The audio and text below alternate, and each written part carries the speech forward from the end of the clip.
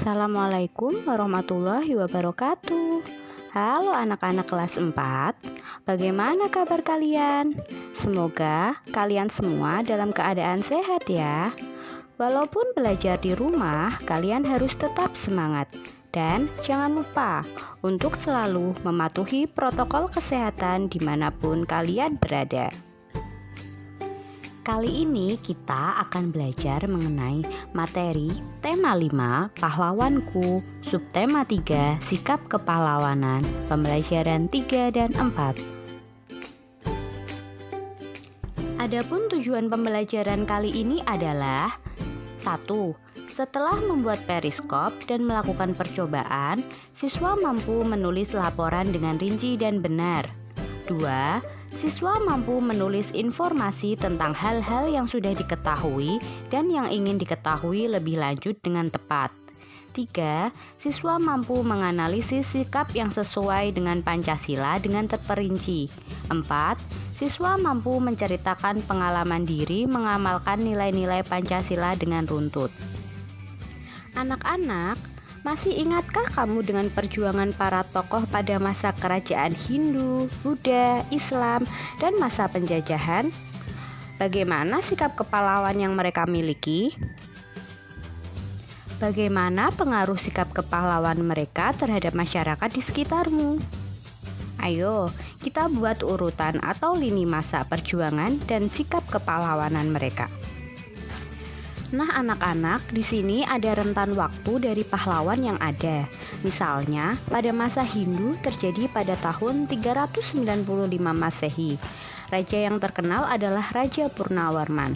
Sikap kepahlawanannya yaitu mencintai rakyat, berani melawan perompak. Sedangkan pada masa Buddha terjadi pada tahun 850 Masehi. Raja yang terkenal adalah Raja Balaputradewa. Sikap kepahlawanannya adalah membangun armada yang kuat, membangun ekonomi Sriwijaya. Kemudian pada masa Islam terjadi pada tahun 1953 Masehi.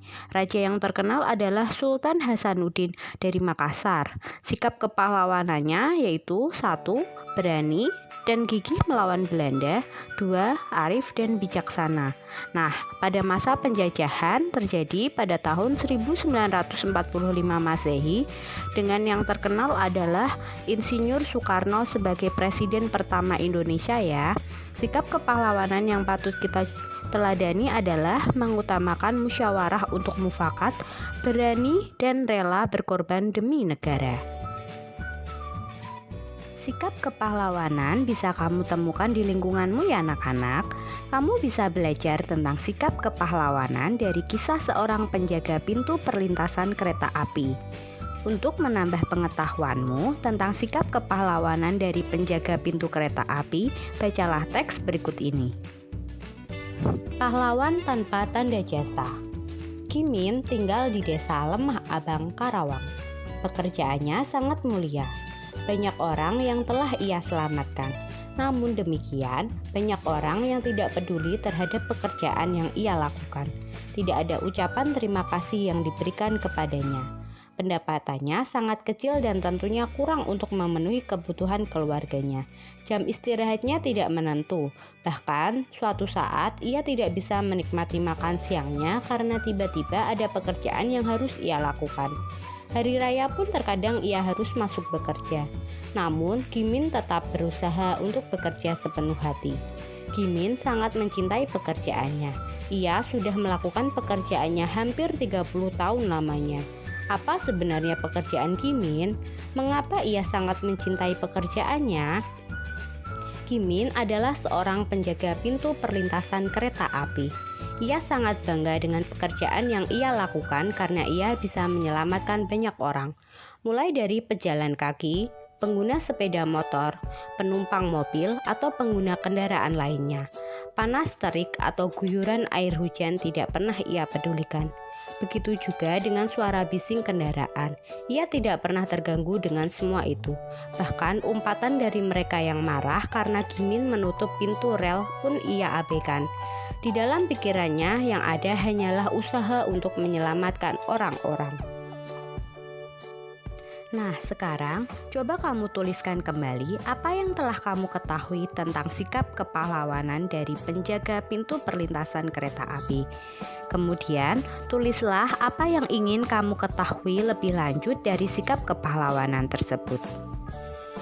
Sikap kepahlawanan pun dimiliki oleh mereka yang bekerja di kapal selam. Mereka menjaga perairan Indonesia tetap terjaga dari gangguan orang-orang yang tidak bertanggung jawab.